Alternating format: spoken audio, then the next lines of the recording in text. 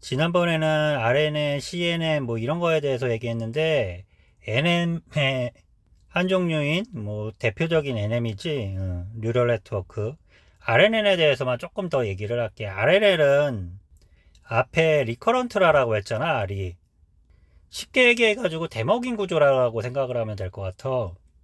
RNN을 얘기하는 이 대표적인 그림인데, 예를 들어서 무엇을 번역한다라 그러면은 요 밑에 있는 동그라미들 있잖아. 이것들이 그림에서 보는 것처럼 하나가 들어가. 근데 특이한 게 보는 것처럼 첫 번째 보면은 이 입력된 게 위로 나오기도 하지만 이거에 똑같은 값이 이쪽 오른쪽으로도 넘어가거든. 그래서 여기 있는 두 번째 값은 방금 이 첫 번째 값에서 넘어온 거를 했다가 밑에서부터 올라온 거를 이거를 여기에 더해줘. 그 다음에 다시 한번 바이어스 값을 더해주거든.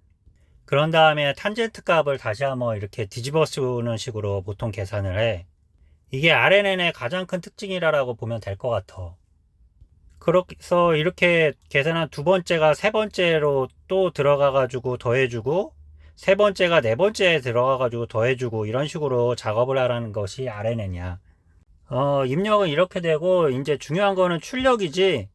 출력은 이제 한 단어 한 단어 이렇게 나오는 건데, 뭐, 그 분석하는 거에 따라서 다 다르지만은, 나오는 결과물을 확률로 사실 만드는 거거든. 그래서 각각의 출력값은 나올 만한 것들을 다 더하면은 100이 돼야 되는데, 이 100이 되는 거를 만들기 위해서 예상가는 것들을 다 더하면은 사실 100%가 돼야 되는 거거든. 근데 이게 예상되는 값이 마이너스가 나오는 경우가 있어. 그래서 그것을 방지하기 위해서 소프트맥스라는 거를 사용을 해. 소프트맥스를 조금 더 설명을 하면은 사실 프로그래밍 할 때 뭐 굳이 몰라도 되지. 뭐 사실 나도 처음에 공부할 때 뭐 그냥 이거 소프트맥스로 해라라 그래서 샘플 보고 이러면서 공부할 때는 그냥 그러나라 보다 해서 정확한 이유도 모르는 상태로 그냥 소프트맥스라고 끝에 그 한 줄 기입했거든. 그래도 뭐 프로그래밍 하는데 큰 지장은 없어. 확률이라는 게 해당 부분을 이제 다 더하면은 전체가 되잖아. 예를 들어서 이게 강아지인지 고양인지 맞추는 그런 인공지능이라고 하면은 만약에 강아지하고 고양이 사진밖에 없는데 이게 고양이가 70%라고 하면은 강아지는 30%겠지. 그러면 인공지능은 이거는 70%의 값이 더 높으니까 이게 그 70%에 해당되는 뭐라는 거를 이제 알려주는 거거든. 다시 말해서 예측되는 거를 부분 다 더하면은 이게 전체가 되고 그거는 100%, 즉 1이 돼야 돼. 그래서 다 더한 거가 분모가 되고 해당 값이 분자가 되는데 분모가 예를 들어서 방금 70%라고 그랬었잖아. 그러면 0.7 그리고 아까 30%라고 했으니까 0.3분의 분자는 방금 30% 70%가 됐으니까 0.3이나 0.7이 되는 거야. 그런데 방금 얘기한 것처럼 분모가 음수가 나올 수가 있거든. 그래서 예를 들어서 마이너스 3이 나와. 그리고 뭐 예를 들어서 또 여기는 분모가 0.3이 나오는데 이걸 더하려라 그런 값이 또 마이너스 0.3이 되는 거야. 그러면은 분모가 0이 돼 버리잖아. 이런 문제를 방지하기 위해서 수학적으로 여러 가지 함수를 사용을 하거든. 여러 가지 방법 중에 소프트맥스는 지수함수를 이용하는 거야. 지수함수는 어떤 수가 들어와도 뭐로 양수로 변하거든. 여기까지만 설명을 할게. 수학에 대한 설명이 아니니까. 좀 더 자세한 거를 알고 싶으면은 지수함수에 대해서는 다른 뭐 아마 설명하는 유튜버들도 많을 거고 찾아보면은 자료도 아마 많을 거라고 생각하는데 그걸 참고하면 될 것 같아. RNN에 대해서 실질적으로 프로그래밍 코드를 봐가면서 조금 더 설명을 해볼게. 이 프로그래밍이라는 게 사실 거의 샘플이라는 게 비슷하지.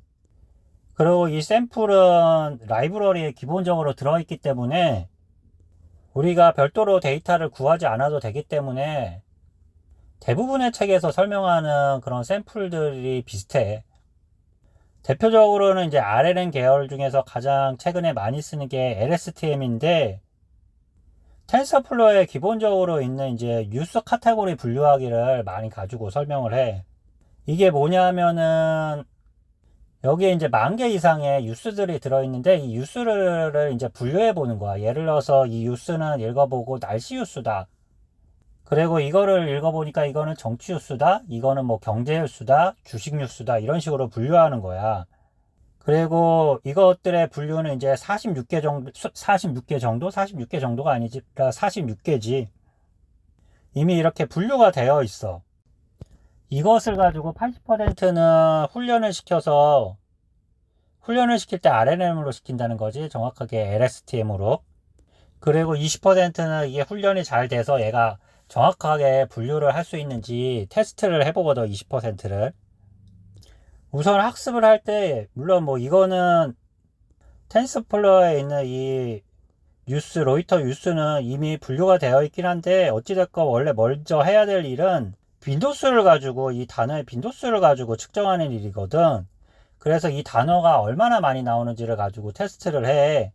근데 이거를 하면은 엄청나게 많은 단어가 나오잖아. 근데 이 단어를 가지고 다 학습을 할 수는 없으니까 여기 있는 것처럼 몇 개 가지고 나는 불러와 사용하겠다라고 되어 있는데, 여기 보시는 것처럼 기본적으로 얘는 1000개를 불러오라고 되어 있어. 그러니까 빈도수가 높은 1000개를 가지고 학습을 하는 거야. 그리고 RNN의 이제 대표적인 특징 중에 하나인데 단어 수를 선택을 해. 여기 보면은 이제 100이라고 되어 있잖아.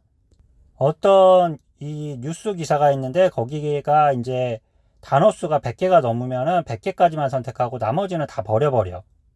그래서 단점 중에 하나는 우리나라 말이 뭐 기사는 두 갈씩이기 때문에 약간 그런 경우가 적기는 하지만은 앞에는 뭐 예를 들어서 긍정적으로 막 쓰다가 뒤에 내용을 확 바꿔가지고 그럼에도 불구하고 막 이러면서 까는 기사들 있잖아. 사실 우리나라는 한국말은 끝까지 들어봐야 된다라고 얘기하는 거가 뒤에 본심이 나오는 경우가 있잖아. 그런 경우에는 오히려 저기 중요하지 않고 반대되는 앞에 쪽만 인식을 하고 뒤에는 날려버리는 그런 문제가 있어.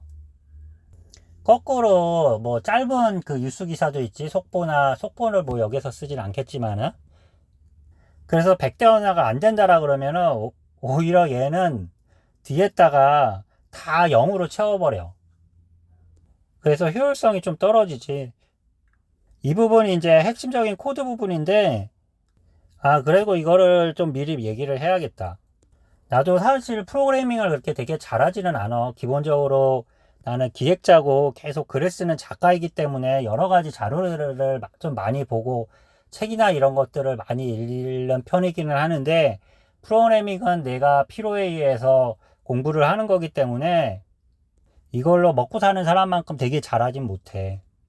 그리고 인공지능 책도 여러 개 많이 봤는데 내가 봤을 때는 이 책이 가장 좋은 것 같고, 여기에서 나왔던 코드를 좀 많이 참고를 해서 설명을 하는 거야.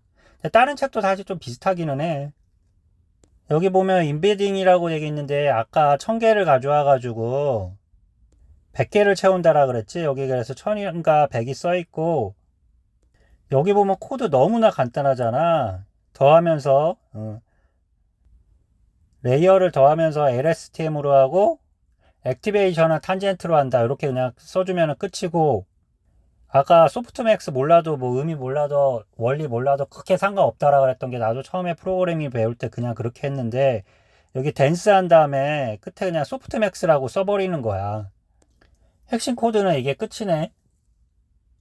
그래서 이렇게 해가지고 학습을 하면은 이제 하나의 모델이 완성이 되었고, 그걸 가지고 앞으로 어떤 뉴스가 있으면 그 뉴스를 넣은 다음에 이게 무슨 뉴스라는 거를 구분할 수 있는, 분류할 수 있는 하나의 모델이 만들어진 거야.